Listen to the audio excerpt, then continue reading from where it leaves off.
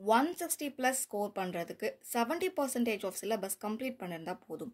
அந்த 70% என்ன அப்படிங்கிறத இங்கே கொடுத்துருக்கேன். தமிழில் 100 கேள்விகளுக்கு 85 கேள்விகள் சரியாக போட்டால் போதும். அதுக்கு புது புத்தகங்கள் படித்தாலே போதும். 6லேருந்து 12 வரைக்கும் இருக்கிற புதிய பாட புத்தகங்கள் படித்தாலே 85 கேள்விகள் தமிழில் சரியாக போட முடியும். மேக்ஸில் 20 கேள்விகளுக்கு மேலே ஸ்கூல் புக்கில் இருக்க சம்ஸை ப்ராக்டிஸ் பண்ணாலே போட முடியும். நமக்கு ஸ்கூல் புக்லேயே 1000க்கும் மேலே சம்ஸ் இருக்குது. அதை நம்ம சரியாக ப்ராக்டிஸ் பண்ணாலே 20க்கும் மேலே கேள்விகள் கணிதத்தில் நம்மளால் போட முடியும். ஜிஎஸ்ல 55 கேள்விகள் சரியாக போடலாம். அதுக்கு 5 டாப்பிக்கை தெளிவாக படிச்சிருந்தா போதும். ஹிஸ்ட்ரி, ஐஎன்எம், யூனிட் 8, எக்கானமி, அப்புறம் லாஸ்ட்டாக கரண்ட் அஃபேர்ஸ். இந்த கரண்ட் அஃபேர்ஸ் அப்படிங்கிறத நீங்கள் பேப்பர் படிக்கணும். அதே மாதிரி டெய்லி நியூஸை நீங்களே நோட்ஸ் எடுத்து செல்ஃபாக அனலைஸ் பண்ணி ரிப்பீட்டடாக ரிவிஷன் பண்ணணும். ஹிஸ்ட்ரியிலேருந்து நம்ம 6லேருந்து 7 கேள்விகள் எதிர்பார்க்கலாம். ஐஎன்எம்லையும் நமக்கு 5லேருந்து 6 கேள்விகள் எதிர்பார்க்கலாம். இது ரெண்டுமே உங்களுக்கு 10 கேள்விகள் கிட்ட வந்துடும். யூனிட் 8லேருந்து மட்டுமே ஒரு 25லேருந்து 30 கேள்விகள் எதிர்பார்க்கலாம். மொத்தமாக சேர்ந்து 40.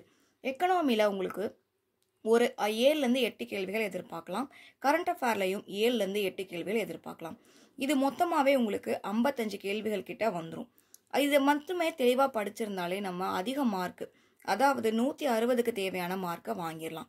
இந்த 160க்கு வாங்குறவங்க பொதுவாக இந்த சப்ஜெக்ட்ஸ் தான் நல்லா ஸ்ட்ராங்காக படிச்சிருப்பாங்க. இதில் ஹிஸ்ட்ரி சரியாக வரல அப்படிங்கிறவங்களுக்கு ஜியாகிரஃபி நல்லா வரும். இதில் ரொம்ப ரொம்ப இம்பார்ட்டண்ட்டாக பாலிட்டியை நம்ம சேர்த்திக்கலாம்.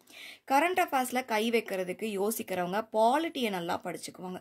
அப்போ பாலிட்டியை நல்லா படிச்சிருந்தா கரண்ட் அஃபேர்ஸில் எவ்வளோ மார்க் நம்ம ஸ்கோர் பண்ணுவோமோ அதை விட ஜாஸ்தியாக பாலிட்டியில் ஸ்கோர் பண்ணலாம்.